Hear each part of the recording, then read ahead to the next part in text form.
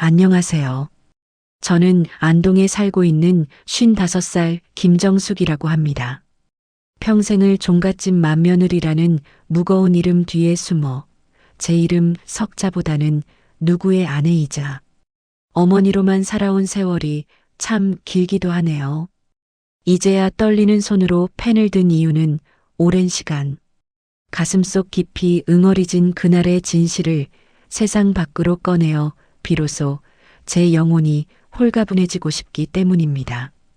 사람들은 저를 보고 참 복도 많다고들 했습니다.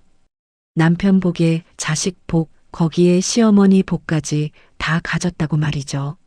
하지만 제가 평생을 바쳐 믿어왔던 견고한 세상이 단 한순간에 모래성처럼 허무하게 무너져 내렸을 때 제가 느낀 그 참담함과 인생의 지독한 허망함은 그 어떤 말로도 다 설명할 수 없었습니다. 그 일은 제가 평생 지켜온 가치관과 삶의 근간을 뿌리째 뒤흔들어 놓았고 저는 그 길고 어두운 터널을 홀로 지나며 비로소 껍데기가 아닌 저 자신을 정면으로 마주하게 되었습니다. 무덤까지 가져가려 했던 그 부끄러운 가족사를 굳이 수면 위로 꺼내는 건 누군가에게는 제 모진 이야기가 작으나마 따뜻한 위로가 되길 바라는 진심 어린 마음에서입니다. 인생에 가장 찬란하게 빛나야 할 어느 가을날의 예고. 없이 마주했던 그 서늘하고도 뜨거웠던 기억을 이제는 떨리는 심장을 부여잡고 차분히 하나씩 털어놓아 보려 합니다. 그 무렵 저희 집은 참으로 따뜻했습니다. 남편의 사업은 날로 번창했고요. 종갓집 맏며느리로서 제 손길이 닿지 않는 곳이 없었지만 그 고단함조차 남편의 다정한 위로 한마디면 눈 녹듯 사라지던 그런 평범하고도 찬란한 날들이었습니다. 안동의 정취가 고스란히 남아있는 그 오래된 집 마당에는 해마다 가을이면 붉은 감이 주렁주렁 열렸고 저는 그 풍경을 바라보며 이 평온함이 영원히 계속될 것이라고 믿어 의심치 않았습니다. 그때쯤에 남편은 법 없이도 살 사람이라는 소리를 들었습니다. 동네 어르신들께는 늘 깍듯했지요. 저에게는 세상에 둘도 없는 다정한 동반자였고 아이들에게는 엄격하면서도 자애로운 기둥 같은 아버지의 표본이었습니다. 남편은 자동차 부품을 만드는 작은 공장을 운영하며 기초를 닦았는데 성실함 하나로 자수성가하여 지역사회에서도 제법 이름이 알려진 중견기업으로 키워냈습니다. 저는 그런 남편이 대견했고 남편이 밖에서 마음 놓고 일할 수 있도록 안살림을 도맡아 하며 집안의 대소사를 빈틈없이 챙겼습니다. 어머니께서는 그런 저를 무척 아껴주셨습니다. 올해로 80이 되신 어머니는 종갓집 안주인으로서의 자존심이 무척 강하신 분이었지요. 하지만 저에게만은 때로 친정 어머니보다 더 따뜻한 눈빛을 보내주시며 고생이 많다고 제 거친 손을 말없이 잡아주곤 하셨습니다. 저희 두 사람은 고부간의 갈등보다는 가문의 명예와 안녕을 위해 서로를 의지하는 동지 같은 관계에 더 가까웠습니다. 그의 여름은 유난히도 매미 소리가 극성스러웠던 기억이 납니다. 마당에 배롱나무 꽃이 붉게 피어오르던 날이었죠. 남편은 여느 때와 다름없이 이른 아침 출근길에 제 어깨를 다독이며 다녀오겠다는 인사를 건넸고 저는 남편의 뒷모습이 보이지 않을 때까지 대문 밖에서 손을 흔들었습니다. 그때만 해도 그것이 제 인생에서 가장 평화로웠던 한 페이지의 마지막 장면이 될 줄은 꿈에도 몰랐습니다. 남편의 사업체는 안정적이었고 경제적으로는 아무런 부족함이 없었습니다. 저희 부부는 주말이면 가끔 가까운 교회로 드라이브를 나갔고 남편은 제게 나중에 사업이 더 안정되면 전국 일주를 시켜주겠다는 약속을 입버릇처럼 하곤 했습니다. 저는 그 약속이 제 노후를 지켜줄 든든한 보험이라 믿었고 남편이 내미는 모든 서류에 기쁜 마음으로 제 도장을 찍어주며 그의 성공을 진심으로 축복했습니다. 마을 사람들은 저를 만날 때마다 부러움 섞인 인사를 건넸습니다. 복이 많은 사람이라고들 했지요. 종갓집 맏며느리 자리가 쉽지 않을 텐데 어쩜 그리 얼굴이 좋으냐며 남편이 원체 자상하니 마음고생 없이 사는 게 눈에 보인다는 칭찬을 들을 때마다 저는 남편에 대한 자부심으로 가슴이 벅차올랐습니다. 남편은 늘 제게 고맙다는 말을 아끼지 않았고 명절이나 제사 때면 고생한 저를 위해 남몰래 봉투를 챙겨주는 세심함까지 보였습니다. 어머니께서도 그런 아들을 대견해하며 저에게 늘 미안한 마음을 가지셨습니다. 정수가 너 같은 며느리가 우리 집에 들어와서 이만큼 살게 된 거다라고 말씀하실 때면 저는 제가 보낸 인내의 시간들이 헛되지 않았음을 느끼며 안도했습니다. 저희 고부 사이에는 말하지 않아도 통하는 신뢰가 있었고 남편은 그 중심에서 우리 가정을 단단하게 결속시키는 구심점 역할을 완벽하게 수행하고 있었습니다. 하지만 그 무렵부터였을까요? 남편의 일상에 아주 미세한 균열이 생기기 시작했습니다. 예전에는 없던 잦은 출장이 생겼고 남편의 서재에서는 가끔 알 수 없는 깊은 한숨, 소리가 문 밖으로 새어나오곤 했습니다. 저는 그저 사업이 커지면서 어깨가 무거워진 탓이라 생각하며 남편을 위해 더 정성껏 보양식을 준비했을 뿐 그 한숨 뒤에 감춰진 거대한 비밀의 그림자를 들여다볼 생각은 하지 못했습니다. 남편의 눈빛이 가끔 저 먼 허공을 향할 때도 저는 그저 피곤해서 그럴 것이라 여겼습니다. 남편은 여전히 제게 다정했고 어머니께는 효심 깊은 아들이었으니까요. 집안의 공기는 여전히 평온했고 가문의 대소사도 아무런 문제 없이 흘러가고 있었기에 저는 그 미묘한 불균형이 제 삶 전체를 뒤흔들 전조 증상이라는 것을 차마 짐작조차 하지 못했습니다. 폭풍이 오기 직전의 바다는 언제나 가장 고요하고 아름다운 법이지요. 제 삶 또한 그렇게 눈부시게 아름다운 평화 속에서 서서히 다가오는 진실의 파도를 기다리고 있었습니다. 그때의 저는 그저 남편의 성실함과 시어머니의 신뢰만을 믿으며 제게 주어진 평온한 일상을 감사히 누리고 있었을 뿐입니다. 그 침묵이 그렇게 무거울 줄은 진실의 민낯이 그렇게 서서히 드러나기 시작할 줄은 정말이지 상상조차 하지 못했습니다. 그의 가을은 유난히도 하늘이 높고 푸르렀습니다. 마당 한편에 심어둔 국화가 노랗게 고개를 들 무렵 저희 집은 평소보다 조금 더 분주하게 돌아가고 있었지요. 남편이 운영하던 부품 공장이 큰 계약을 앞두고 있다는 소식이 들려왔고 집안 어르신들은 가문의 경사라며 저마다 한마디씩 덕담을 보태곤 하셨습니다.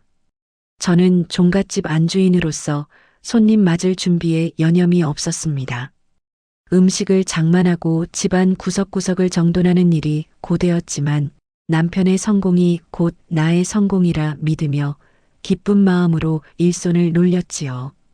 그때까지만 해도 제 세상은 남편이라는 든든한 울타리 안에서 한없이 안전하고 평온하게만 느껴졌습니다. 남편은 늘 제게 다정했습니다. 퇴근길에 제가 좋아하는 단팥빵을 사들고 오거나 고생하는 제 손을 잡으며 조만간 좋은 곳으로 여행이나 다녀오자고 속삭이던 그런 사람이었지요.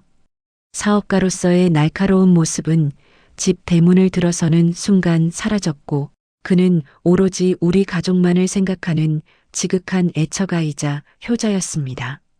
어머니께서도 그런 아들을 보며 흐뭇한 미소를 지으셨습니다. 정수가 내 서방이 저리 지극정성이니 내가 참 복도 많다라고 말씀하시며 제 어깨를 두드려 주실 때면 저는 세상에서 가장 행복한 아내가 된 기분이었지요. 하지만 그 따뜻한 말 한마디 뒤에 숨겨진 시어머니의 묘한 시선을 제가 조금 더 빨리 알아차렸어야 했습니다. 어느 날부터인가 남편의 일상이 아주 미세하게 틀어지기 시작했습니다. 매일 같은 시간에 울리던 남편의 구두 소리가 조금씩 늦어지더니 급기야는 주말에도 급한 용무가 생겼다며 집을 비우는 일이 잦아졌지요. 처음에는 그저 사업이 바빠서 그러려니 하며 남편을 위해 더 정성껏 보양식을 준비했을 뿐입니다. 하지만 남편의 옷깃에서 나던 그 낯선 향기는 제 마음속에 작은 파문을 일으켰습니다. 제가 평소에 쓰던 은은한 분 냄새가 아니라 코끝을 찌르듯이 달콤하고 인위적인 장미 향기가 남편의 셔츠에서 배어 나오기 시작했거든요. 남편은 거래처 접대 자리에서 묻은 것이라며 대수롭지 않게 넘겼지만 그의 흔들리는 눈동자까지는 차마 숨기지 못했습니다. 그 일이 있고 나서 남편은 휴대폰을 잠시도 손에서 놓지 않았습니다. 화장실에 갈 때나 잠을 잘 때도 휴대폰을 베개 밑에 깊숙이 밀어 넣었고 누군가에게 전화라도 오면 저 몰래 베란다 끝으로 나가 나지막한 목소리로 속삭이곤 했지요. 제가 다가가면 황급히 전화를 끊으며 날선 반응을 보이는 남편의 모습은 제가 알던 그 사람이 아니었습니다. 어머니께서는 그런 남편의 변화를 이미 짐작하고 계셨던 것 같습니다. 거실에서 남편의 뒷모습을 바라보시던 어머니의 깊은 한숨 소리가 집안의 정막을 깨트릴 때마다 제 가슴 한구석에는 설명하기 힘든 불안감이 안개처럼 피어올랐습니다. 어머니는 제게 아무런 말씀도 하지 않으셨지만 그 침묵이 오히려 더 무겁고 날카롭게 제 살갗을 파고들었지요. 저는 남편의 서재를 정리하다가 우연히 낯선 영수증 하나를 발견하게 되었습니다. 남편이 평소에 잘 가지 않던 고가의 여성, 의류 매장과 화려한 장신구 가게의 이름이 선명하게 적혀 있는 종이 조각이었지요. 남편은 제게 그런 선물을 한 적이 없었기에 그 영수증의 주인이 누구일지에 대한 의문은 꼬리에 꼬리를 물고 저를 괴롭혔습니다. 남편의 대화는 점차 단절되어 갔습니다. 예전처럼 식탁에 마주 앉아 하루 일과를 나누던 소소한 즐거움은 사라졌고 우리는 마치 약속이라도 한 듯 서로의 시선을 피하며 각자의 방으로 흩어졌지요. 집안의 공기는 예전처럼 따뜻하지 않았으며 저는 마치 살얼음판 위를 걷는 듯한 기분으로 하루하루를 버텨내야만 했습니다. 그때쯤 남편의 휴대폰으로 온 문자 메시지 하나를 우연히 보게 되었습니다.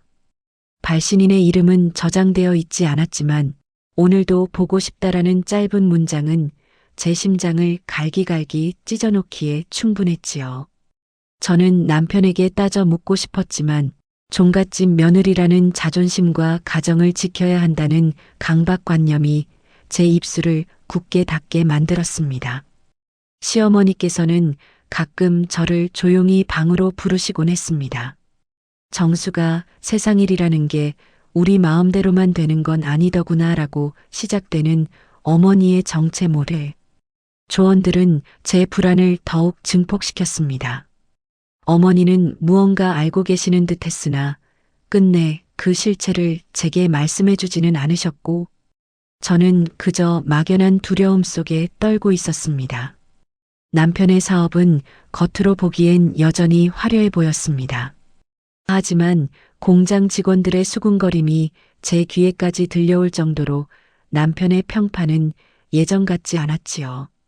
남편이 회사 자금을 개인적인 용도로 유용하고 있다는 소문은 제 귀를 의심케 했지만 남편의 씀씀이가 예전보다 훨씬 커진 것을 보며 저는 불길한 예감을 지울 수 없었습니다.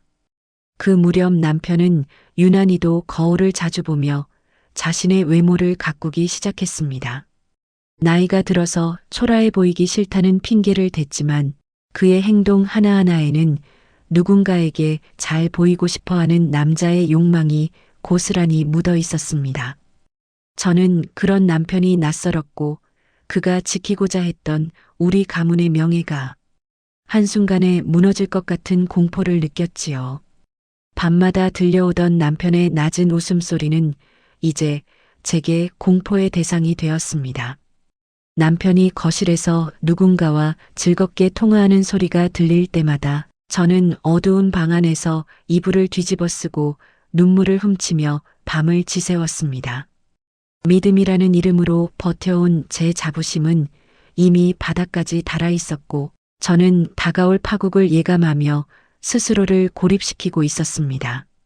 어느 날 저녁 남편이 제게 내민 가방 속에서는 짙은 향수 냄새가 밴 낯선 스카프가 들어 있었습니다. 남편은 거래처 사모님께 줄 선물을 고르다가 제 생각이 나서 샀다고 말했지만 그 스카프에 새겨진 이니셜은 제 이름의 철자가 아니었지요. 저는 그 스카프를 고이 접어 서랍 깊숙이 넣어두었고 그날 이후 남편에 대한 마지막 남은 기대조차 깨끗이 접었습니다. 저희 집 마당에 피어있던 국화향기는 이제 더 이상 향기롭지 않았습니다. 바람이 불 때마다 국화꽃잎이 하나둘 떨어져 나가는 모습이 마치 제 부서진 마음처럼 느껴져 가슴이 아려왔지요. 평온했던 일상은 이미 저 멀리 사라져 버렸고 저는 오로지 시어머니와의 묵직한 침묵 속에서 서로의 존재를 확인하며 하루하루를 견뎌냈습니다. 남편의 뒷모습에서 문득 낯선 그림자를 발견한 건 그의 가을이 막 시작될 무렵이었습니다. 그 그림자는 제가 아는 남편의 모습이 아니었고 훨씬 더 어둡고 탐욕스러운 무언가가 도사리고 있는 것 같아 소름이 돋았지요.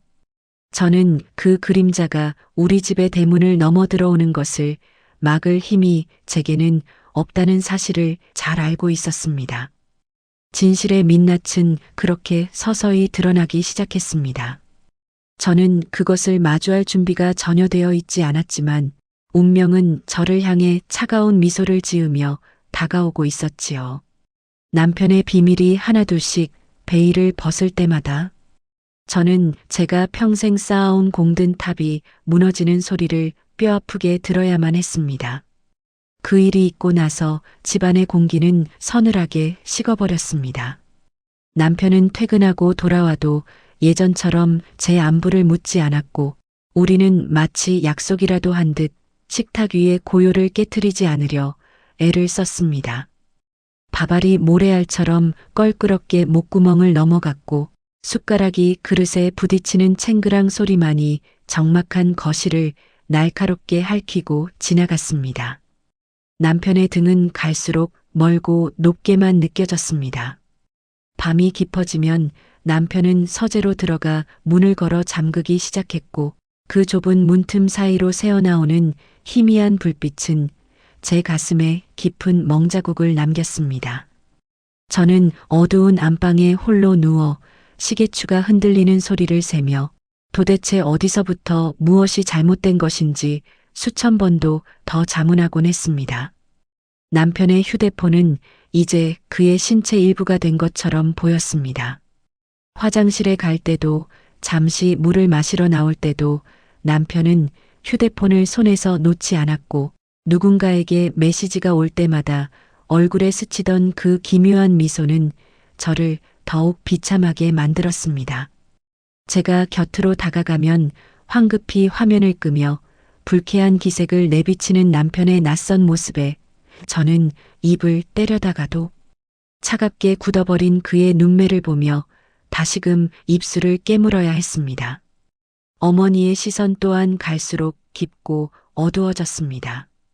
거실 소파에 앉아 텔레비전도 켜지 않은 채 멍하니 마당을 바라보시던 어머니의 뒷모습은 마치 이 집안에 닥칠 거대한 재앙을 미리 예감하고 계신 것만 같아 소름이 돋았습니다. 어머니는 제게 정수가 마음 단단히 먹어라라는 알 수 없는 말씀만 반복하셨고 저는 그 모호한 경고가 무엇을 뜻하는지 묻지도 못한 채 그저 마른 침을 삼켰습니다. 그의 겨울은 유난히도 길고 시렸습니다. 밖에서 돌아온 남편의 코트에서는 제가 모르는 낯선 여자의 향취가 짙게 배어 있었고 그 향기가 온 집안을 휘감을 때마다 저는 속이 뒤틀리는 구역질을 참아내야 했습니다. 남편은 피곤하다는 핑계로 제 시선을 피하며 욕실로 숨어들었고 저는 거실에 홀로 남겨진 남편의 외투를 바라보며 그 주머니 속에 감춰진 진실의 조각들을 꺼내 볼 용기조차 내지 못했습니다. 시장에서 만난 이웃들의 시선도 예전 같지 않았습니다. 저를 보면 반갑게 인사를 건네던 반찬 가게 김 씨는 슬금슬금 제 눈치를 보며 말을 아꼈고 남편의 공장 근처에서 식당을 하는 박 사장은 제게 사장님이 요즘 통 안 보이시네요 라는 의미심장한 질문을 던졌습니다.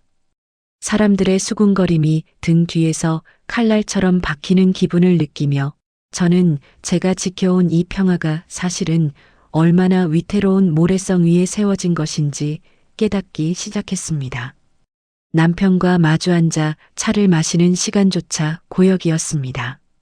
그는 제 질문에 건성으로 대답하거나 때로는 짜증 섞인 목소리로 대화를 차단해버렸고 우리는 이제 한 지붕 아래 사는 타인보다 더 먼 존재가 되어 있었습니다.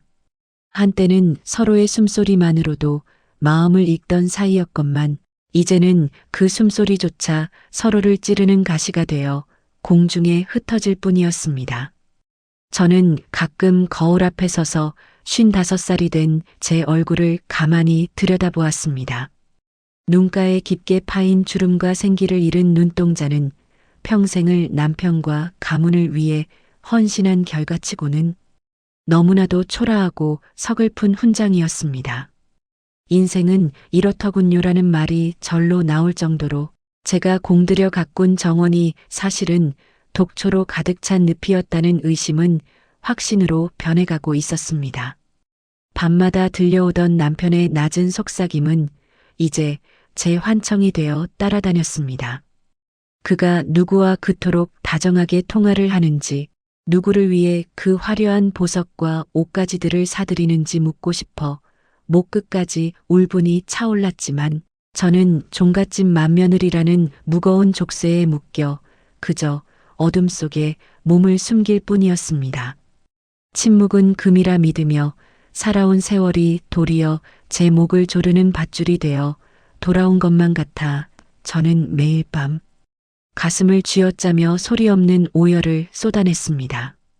집안의 가구들은 여전히 제자리에 놓여 있었고 마당의 나무들도 변함없이 서 있었지만 그 모든 일상은 이미 그 핵심이 썩어 문드러진 껍데기에 불과했습니다. 남편이 외출한 뒤 정적만 남은 거실에 앉아 있으면 마치 제가 거대한 연극 무대 위에 홀로 버려진 주인공이 된 것 같은 기분이 들어 몸서리가 쳐졌습니다. 진실의 민낯은 그렇게 서서히 하지만 아주 잔인하게 제 삶의 구석구석을 잠식해 들어오고 있었습니다. 그토록 무겁게 내려앉았던 공기가 비극의 전주곡이었음을 깨닫기까지는 그리 오랜 시간이 걸리지 않았습니다. 남편은 갑작스러운 사고로 차가운 길 위에서 생을 마감했습니다. 평생을 성실하게 일구어온 삶의 마지막이 이토록 허망할 줄은 누구도 짐작하지 못했지요. 저는 눈물조차 나오지 않는 망연자실한 상태로 소복을 입고 빈소를 지켰습니다. 안동의 정취가 밴 장례식장에는 수많은 조문객이 다녀갔고 저는 넋이 나간 사람처럼 그들의 인사를 받으며 서 있었습니다.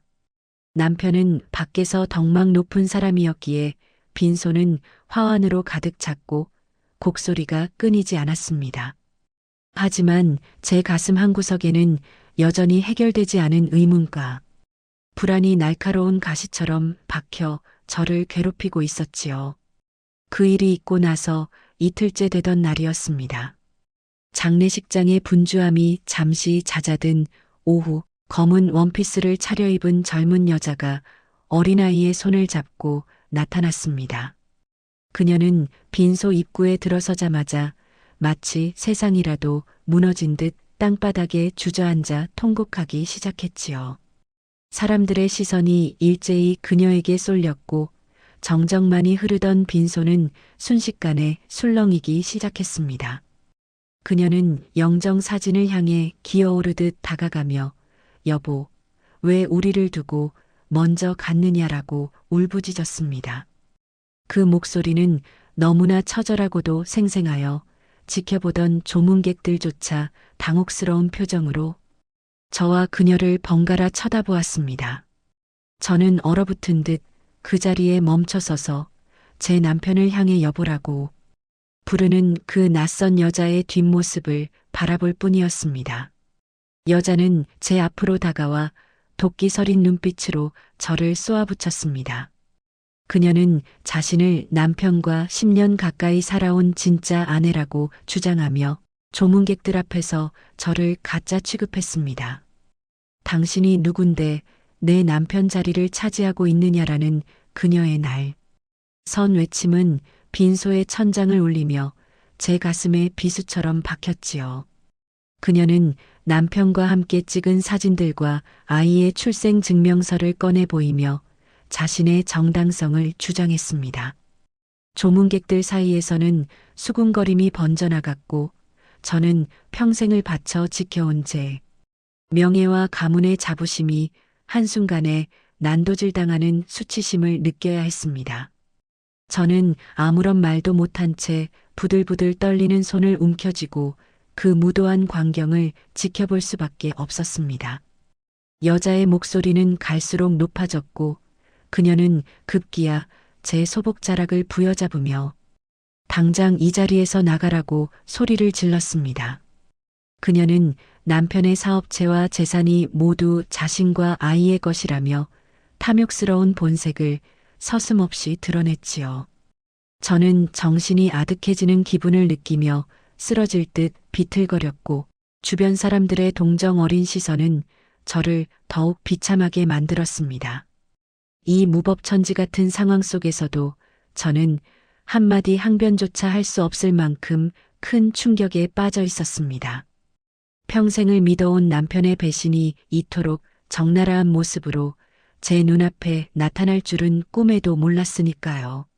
저는 제 삶 전체가 거대한 거짓말 위에 세워진 신기루였다는 사실에 가슴을 쥐어짜며 소리 없는 비명을 내뱉고 있었습니다. 그녀는 영정사진 앞에 주저앉아 남편의 죽음을 애도하기보다는 앞으로 자신이 누려야 할 권리를 주장하는데 더 열을 올렸습니다. 아이를 앞세워 눈물을 짜내는 그녀의 모습은 가식적이다 못해 혐오스럽기까지 했습니다. 저는 그 파렴치한 광경을 지켜보며 인간의 이중성이 어디까지 갈 수 있는지 몸소 체험하며 뼈아픈 교훈을 얻고 있었습니다. 집안 어르신들은 당혹감을 감추지 못한 채 서로의 눈치만 살피고 있었고 그 누구도 저를 위해 나서주는 사람은 없었습니다. 오로지 시어머니만이 빈소 한편에서 굳게 입을 다문 채 그 여자의 일거수일투족을 서늘한 눈빛으로 지켜보고 계셨지요. 저는 홀로 버려진 섬처럼 고립되어 제 삶을 무너뜨리려는 침입자의 공격을 고스란히 받아내고 있었습니다. 그 순간 저는 제가 지켜온 모든 것이 한순간에 사라질 수도 있다는 극한의 공포를 느꼈습니다. 남편이 남긴 유산과 명예, 그리고 제가 55해 동안 일궈온 제 정체성이 저 여자에 의해 갈갈이 찢기고 있었으니까요. 저는 어둠 속에서 빛을 찾으려 애쓰는 장님처럼 이 절망적인 상황을 끝내줄 구원자가 나타나기만을 간절히 바라고 있었습니다. 여자의 날카로운 목소리는 빈소를 넘어 장례식장 복도까지 울려 퍼졌고 이제 남편의 죽음보다 그가 남긴 추문이 더 큰 화제거리가 되어가고 있었습니다. 저는 제 얼굴이 화끈거려 고개를 들 수 없었고 바닥으로 떨어지는 제 자존심을 주어 담을 힘조차 남아있지 않았습니다. 그 침묵이 그렇게 무거울 줄은, 진실의 민낯이 이토록 추악할 줄은 정말이지 상상조차 하지 못했습니다. 여자의 고함 소리가 빈소의 천장을 찢어발길 듯 울려 퍼지던 그 순간이었습니다. 저는 수치심에 고개를 들지 못한 채 그저 바닥만 뚫어지게 내려다보고 있었지요. 그때 제 곁으로 조용히 다가와 멈춰 선 구둣발 하나가 보였습니다. 남편의 고향 친구이자 저희 공장의 부품을 납품하며 오랫동안 형제처럼 지내온 박 사장이었지요. 그는 제 어깨를 조용히 짚더니 품 안에서 두툼한 서류 봉투 하나를 꺼내 제 손에 쥐어주었습니다. 정숙 씨, 이게 필요할 것 같아 가져왔습니다라고. 나지막이 말하는 그의 목소리에는 깊은 안쓰러움과 함께 묘한 단호함이 서려 있었지요. 저는 떨리는 손으로 그 봉투를 받아들었고 그 안에서 쏟아져 나온 종이 뭉치들은 제 인생의 가장 추악하고도 명백한 진실들을 담고 있었습니다. 봉투 속에는 남편이 지난 10년 동안 그 여자에게 빼돌리려 했던 자금의 흐름이 날짜별로 낱낱이 기록된 통장 사본들이 들어 있었습니다. 매달 생활비라는 명목으로 건너간 수백만 원의 돈과 명품 가방, 외제차의 할부금 영수증이 제 가슴을 예리한 칼날로 도려내는 것만 같았지요. 하지만 그보다 더 제 눈을 의심케 했던 건 그 여자가 지금 제 집이라고 우기며 살고 있는 그 아파트의 등기부 등본이었습니다. 남편은 그 여자를 위해 아파트를 샀다고 믿었겠지만 사실 그 집의 명의는 이미 오래전부터 제 이름으로 되어 있었습니다. 남편이 사업 확장을 위해 대출을 받는 과정에서 세금을 줄이고 자산을 보호하겠다는 핑계로 공장의 부지와 지금 우리가 사는 저택, 그리고 문제의 그 아파트까지 모두 제 단독 명의로 돌려놓았던 것이지요. 남편은 자신이 죽고 나면 그 여자가 그 집을 차지할 수 있을 거라 호언장담했겠지만 법적인 종이 조각 위에는 오로지 제 이름 석자만이 선명하게 박혀 있었습니다. 뿐만 아니라 박 사장이 건네준 서류 중에는 남편이 그 여자에게 보낸 수많은 편지와 각서들도 포함되어 있었습니다. 어머니와 아내의 눈을 피해 반드시 내 자리를 만들어주겠다는 남편의 필적을 보며 저는 제가 사랑했던 남자가 얼마나 비겁하고 나약한 존재였는지 비로소 깨달았습니다. 그가 내뱉은 사랑의 맹세들은 모두 제 헌신을 담보로 한 기만이었으며 그가 그토록 지키려 했던 비밀은 결국 제 손바닥 안에서 그 추악한 정체를 드러내고야 말았습니다. 저는 그 서류들을 하나하나 읽어내려가며 제 안에서 무언가 단단하게 차오르는 것을 느꼈습니다. 슬픔과 배신감은 어느새 서늘한 냉소로 변해 있었고 떨리던 제 손길은 이제 단호한 확신으로 멈추어 섰지요. 남편은 죽어서까지 저를 기만하려 했으나 역설적이게도 그가 재산을 지키기 위해 제 명의를 빌렸던 그 탐욕이 이제는 저를 지켜줄 가장 강력한 무기가 되어 돌아온 것이었습니다. 옆에서 여전히 통곡하며 조문객들의 동정을 사려 애쓰는 그 여자를 바라보았습니다. 그녀가 믿고 있는 그 내 집과 내 재산이 사실은 단 한 푼도 그녀의 것이 될 수 없다는 사실을 그녀는 아직 꿈에도 모르고 있었지요. 저는 시어머니를 슬쩍 바라보았습니다. 어머니는 여전히 굳게 입을 다물고 계셨지만 제 손에 들린 서류 뭉치를 보시는 그 눈빛에는 이제 때가 되었다는 무언의 신호가 담겨 있었습니다. 진실의 민낯은 그렇게 서서히 하지만 아주 잔인하게 제 손끝에서 시작되고 있었습니다. 저는 서류 봉투를 가슴에 꼭 껴안았습니다. 그것은 단순한 종이 뭉치가 아니라 무너져 내린 제 삶의 잔해 속에서 건져 올린 유일한 생명줄이자 그 파렴치한 인간들을 심판할 단죄의 기록이었습니다. 빈소에 가득 찬 곡소리는 이제 제 귀에 더 이상 슬프게 들리지 않았고 오히려 제 반격을 알리는 서늘한 종소리처럼 느껴지기 시작했습니다. 그 여자의 악다구니가 장례식장의 고요한 공기를 갈기갈기 찢어놓고 있었습니다. 제 남편의 영정사진 앞에서 아이의 손을 끌어당기며 본인이 진짜 아내라고 울부짖는 그 가식적인 통곡 소리에 조문객들은 저마다 눈살을 찌푸리면서도 한편으로는 호기심 어린 눈초리를 거두지 못했지요. 저는 온몸의 피가 거꾸로 솟구치는 기분이었지만 종갓집 며느리라는 자존심 하나로 부들부들 떨리는 두 손을 치마폭 속에 감춘 채 그 무도한 광경을 지켜보고만 있었습니다. 그때였습니다. 휠체어에 앉아 미동도 않던 시어머니께서 제 손을 꽉 잡으셨습니다. 팔순을 넘긴 연세에도 눈빛만큼은 서슬이 펄은 어머니께서는 제 귓가에 입술을 바짝 갖다 대셨지요. 어머니의 거친 손마디에서 전해지는 온기가 제 심장으로 흘러들어왔고 어머니께서는 아주 낮지만 단호한 목소리로 이렇게 속삭이셨습니다. 정수가 그동안 참느라 고생 많았다. 이제 내 실력을 보여줘라. 이 집안의 주인은 그 누구도 아닌 바로 너다. 어머니의 그 말씀은 제게 허락된 마지막 신호탄과도 같았습니다. 저는 깊은 숨을 들이마신 뒤 가슴속에 품고 있던 박 사장의 서류 봉투를 천천히 꺼냈습니다. 그리고는 여전히 제 소복 자락을 붙잡고 늘어지는 그 여자의 손을 차갑게 뿌리쳤지요. 제 눈빛이 이전과는 달라졌음을 느꼈는지 그 여자는 잠시 멈칫하며 붉게 충혈된 눈으로 저를 올려다보았습니다. 이보세요, 이지영 씨.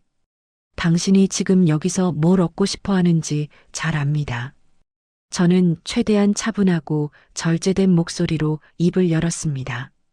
당신이 남편과 보냈다는 그 10년의 세월, 그게 얼마나 허망한 모래성 위에서 쌓아 올린 것인지 내가 지금부터 똑똑히 가르쳐 주지요.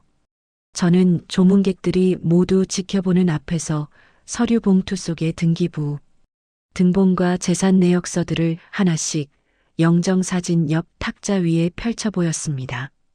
가장 먼저 보여준 것은 당신이 지금 살고 있는 그 강남의 아파트 서류였습니다. 남편은 아마 당신에게 그 집이 당신 것이라고, 당신과 아이의 미래를 책임질 든든한 보금자리라고 속삭였겠지요. 하지만 보시다시피 이 집의 명의는 7년 전부터 이미 제 단독 소유로 되어 있습니다. 남편이 사업 확장을 위해 대출을 받으면서 자산을 보호하겠다는 명목으로 모든 부동산을 제 이름으로 돌려놓았기 때문이지요. 당신은 내 허락 없이는 그 집에 먼지 한 톨도 가져갈 권리가 없다는 뜻입니다. 그뿐만이 아닙니다.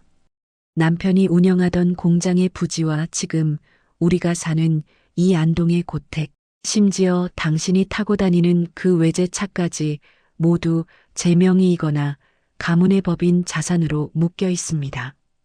당신이 믿고 있는 그 내연녀의 권리라는 게 법 앞에서는 얼마나 비참한 것인지 이제 좀 알겠습니까? 당신은 지난 세월 동안 남편이 빼돌린 생활비를 받아 챙기며 사치스러운 생활을 해왔겠지만 이제 그 모든 것은 부당이득 반환 청구 소송의 대상이 될 뿐입니다. 여자의 안색이 순식간에 흙빛으로 변했습니다. 그녀는 믿을 수 없다는 듯 서류를 낚아채어 훑어내려갔지만 선명하게 박힌 제 이름 석자를 확인하고는 미친 사람처럼 소리를 지르기 시작했습니다. 그럴 리 없어. 그 사람이 나한테 다 준다고 했단 말이야. 이 서류 다 가짜지? 그녀의 발악은 이제 조문객들에게 동정을 사는 게 아니라 추악한 탐욕의 밑바닥을 보여주는 꼴사나운 구경거리가 되어버렸습니다. 저는 그런 그녀를 차가운 냉소로 내려다보았습니다. 아직 끝이 아닙니다. 남편이 사업을 무리하게 확장하면서 남긴 막대한 개인 채무들, 그건 알고 있나요? 저는 박 사장이 건네준 또 다른 서류를 내밀었습니다. 나는 이미 변호사와 상의해서 상속 포기를 절차를 밟을 준비를 마쳤습니다. 그렇게 되면 남편의 그 어마어마한 빚은 누가 갚아야 할까요? 당신이 주장하는 그 진짜 아내라는 명분이 법적으로 인정받는 순간 당신은 이 집안의 재산이 아니라 남편이 남긴 수십억의 빚더미를 고스란히 떠안게 될 거라는 사실을 명심하세요. 그 순간 장례식장 안은 찬물을 끼얹은 듯 정적이 흘렀습니다. 당당하게 재산을 요구하던 여자의 어깨가 힘없이 무너져 내렸고 그녀는 더 이상 말을 잇지 못한 채 바들바들 떨고만 있었습니다. 조문객들 사이에서는 세상에 저런 사연이 있었네. 며느리가 정말 대단하다라는 수군거림이 터져나왔고 저는 비로소 55해 동안 가슴을 짓눌렀던 무거운 돌덩이가 하나 내려가는 기분을 느꼈습니다. 저는 바닥에 주저앉은 여자를 향해 마지막으로 나지막하게 의조렸습니다. 장례가 끝나면 당장 내 집에서 짐 싸서 나가세요. 당신과 당신 아이에게 줄 수 있는 건 오로지 이 차가운 진실뿐이니까요. 시어머니께서는 그런 제 모습을 보며 깊은 한숨 뒤에 작게 고개를 끄덕이셨고 저는 어머니의 그 묵직한 지지가 저를 다시 살게 했음을 깨달았습니다. 이지영 씨는 결국 아이의 손을 거칠게 낚아채며 도망치듯 장례식장을 빠져나갔습니다. 그녀가 사라진 빈소에는 다시금 경건한 곡소리와 향 냄새가 차올랐고 저는 남편의 영정 사진을 똑바로 응시했습니다. 죽어서까지 저를 기만하려 했던 그 남자가 남긴 마지막 선물은 아이러니하게도 그가 탐욕을 위해 제 이름으로 돌려놓았던 이 자산들이었습니다. 진실의 심판은 그렇게 처절하고도 서늘하게 끝이 났고 저는 이제야 비로소 제가 지켜온 이 자리가 얼마나 단단한 것인지 온몸으로 느끼고 있었습니다. 그 여자가 폭풍처럼 휩쓸고 지나간 자리에는 다시금 무거운 정적이 내려앉았습니다. 조문객들은 여전히 저를 향해 안쓰러운 시선을 보내고 있었지만 그 시선들은 이제 날카로운 비수가 아니라 저를 단단하게 지탱해주는 지지대처럼 느껴졌지요. 저는 거칠게 헐떡이던 숨을 가다듬으며 영정사진 속에서 여전히 환하게 웃고 있는 남편의 얼굴을 가만히 응시했습니다. 저 웃음 뒤에 그토록 추악한 기만을 숨기고 있었다는 사실이 이제는 분노를 넘어 처량하게만 느껴지더군요. 어머니께서는 소란이 잦아든 뒤에도 제 손을 한참이나 놓지 않으셨습니다. 여든 평생 종갓집의 명예를 목숨처럼 여기며 살아오신 분이셨기에 아들의 치부가 만천하에 드러난 그 순간이 누구보다 고통스러우셨을 텐데 말입니다. 하지만 어머니께서는 오히려 제 손등을 조용히 쓰다듬으시며 정수가 내가 이 집안의 기둥이다. 죽은 놈보다 산 사람이 귀한 법이니 이제 내 마음부터 챙기거라라고 나지막이 의졸이셨습니다.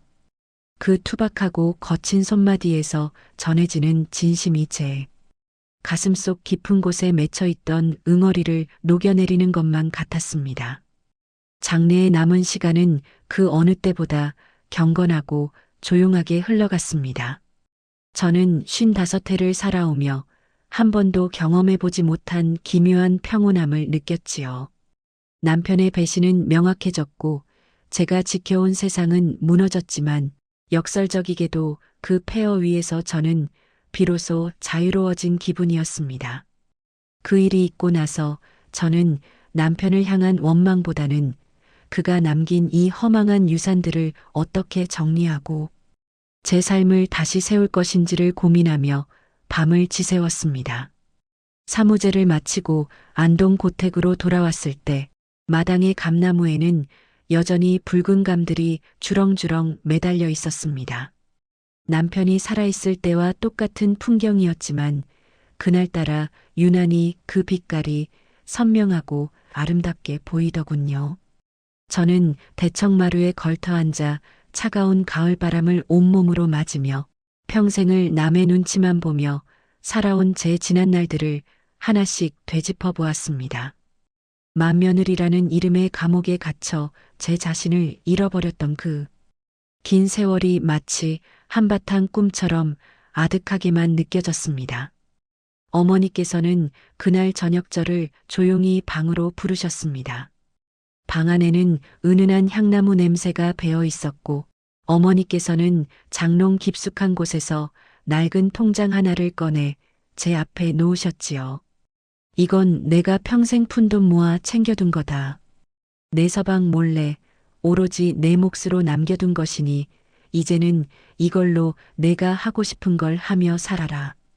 어머니의 그 말씀은 단순한 금전적 보상이 아니라 십수년간 제 희생을 곁에서 지켜봐 온분이 건네는 가장 고귀한 위로이자 지지였습니다.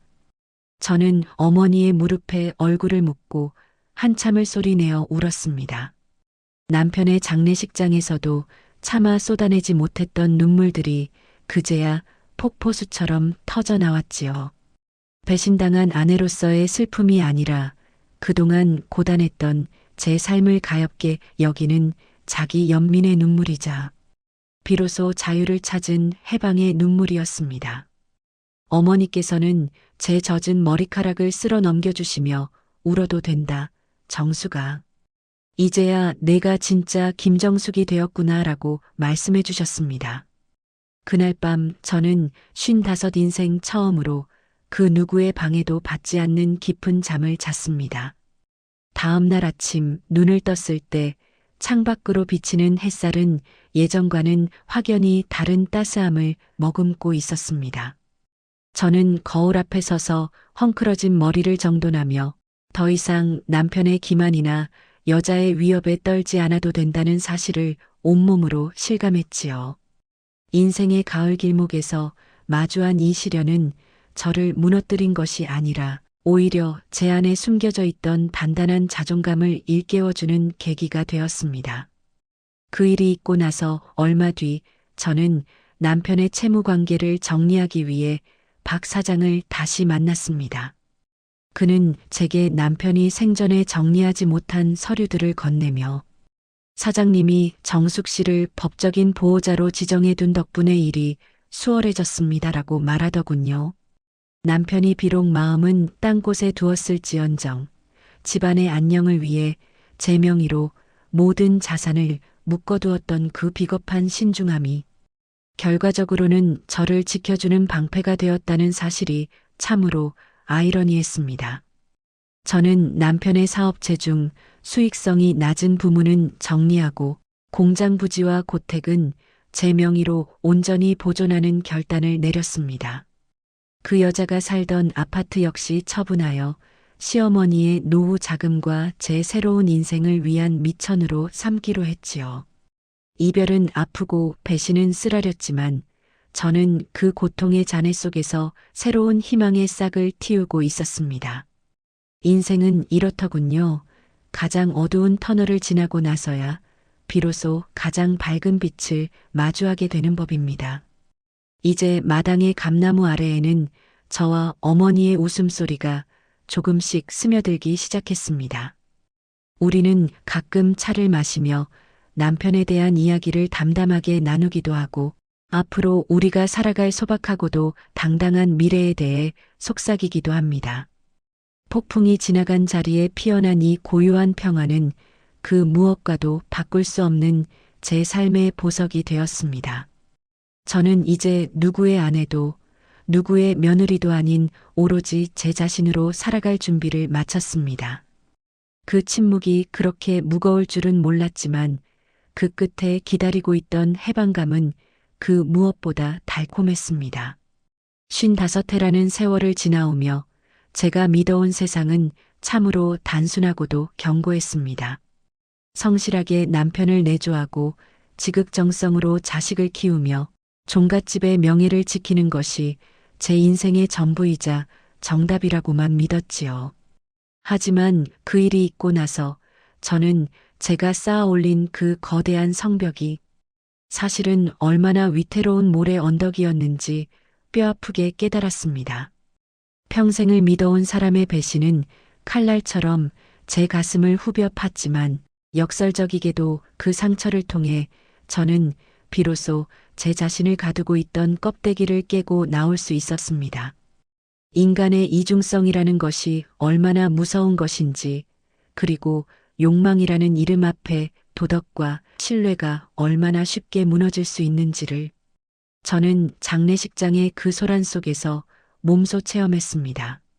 하지만 그 참담한 배신과 응징의 시간을 지나 제게 남은 것은 타인을 향한 증오가 아니라 스스로를 지켜낼 수 있다는 단단한 용기였습니다. 배신은 타인이 저지른 과오일 뿐, 제 삶의 가치를 결정짓는 잣대가 될 수 없음을 깨달은 순간, 저는 비로소 진정한 평화를 얻었습니다. 피 한 방울 섞이지 않은 이들과의 인연도 돈 앞에서는 허망하게 변질될 수 있지만, 고난 속에서 맺어진 진심 어린 연대는 그 무엇보다 강하다는 사실을 저는 어머니를 통해 배웠습니다. 시어머니와 며느리라는 이름의 굴레를 벗어던지고 한 인간으로서 서로의 아픔을 보듬으며 곁을 지켜준 그 묵직한 정이야말로 제가 이번 생에서 얻은 가장 귀한 보물입니다. 우리는 이제 서로의 눈빛만 보아도 마음을 읽으며 지나온 세월의 고단함을 위로하는 든든한 동지가 되었습니다. 살다 보니 인생은 참으로 묘한 반전의 연속이더군요. 저를 기만하기 위해 남편이 쳐두었던 그 탐욕스러운 그물들이 결과적으로는 저와 어머니를 지켜주는 가장 안전한 울타리가 되었으니 말입니다. 악한 의도로 시작된 일조차 진실의 앞에서는 선한 결과를 낳기도 한다는 그 아이러니함 앞에서 저는 세상의 이치가 결코 사람의 얕은 꾀로만 움직이지 않는다는 것을 새삼 느꼈습니다. 이제 제게 남은 생은 더 이상 누구를 위한 희생이나 인내의 시간이 아닙니다. 55의 나이에 처음으로 제 이름 석자로 불리는 기쁨을 만끽하며 제가 진정으로 원하던 소박한 행복들을 하나씩 찾아가 보려 합니다. 마당의 꽃 한 송이를 바라보는 여유, 어머니와 마주 앉아 나누는 따뜻한 차 한 잔의 온기, 그리고 내일을 두려워하지 않는 당당한 마음가짐이 지금의 저를 살아가게 하는 힘입니다. 청취자 여러분, 혹시 여러분 중에도 누군가의 배신이나 예기치 못한 시련 앞에 무너져 내리는 분이 계시는가요? 부디 그 고통이 여러분의 본질을 훼손하게 내버려 두지 마시길 바랍니다. 시련은 때로 우리 인생의 불필요한 것들을 태워 없애고 가장 순수한 진실만을 남기기 위해 찾아오는 뜨거운 불꽃일지도 모릅니다. 스스로를 귀하게 여기고 끝까지 자신의 권리를 포기하지 않는다면 진실은 반드시 여러분의 편에 서서 새로운 길을 열어줄 것입니다. 지나온 세월을 돌이켜보면 참으로 모질고 고단한 길이었지만 저는 이제 그 길조차 제 성장의 밑거름이었음을 압니다. 배신과 분노의 시간을 건너 평화와 통찰의 언덕에 서서 보니 인생의 진정한 승리는 상대를 무너뜨리는 것이 아니라 제 자신을 온전히 지켜내는 것임을 알게 되었습니다. 저는 이제 과거의 어둠에 머물지 않고 저를 기다리는 눈부신 내일을 향해 한 걸음씩 차분히 내디뎌 보려 합니다. 인생은 결국 사필귀정이며 자신을 지키는 것은 타인의 사랑이 아닌 자신의 용기라는 사실을 잊지 마십시오. 저처럼 늦은 나이에도 인생의 봄날은 다시 찾아올 수 있습니다. 진실을 마주할 용기만 있다면 말이지요. 그 침묵이 그렇게 무거울 줄은 몰랐지만 그 끝에 기다리고 있던 해방감은 제 생에 그 무엇보다 달콤하고 고귀했습니다.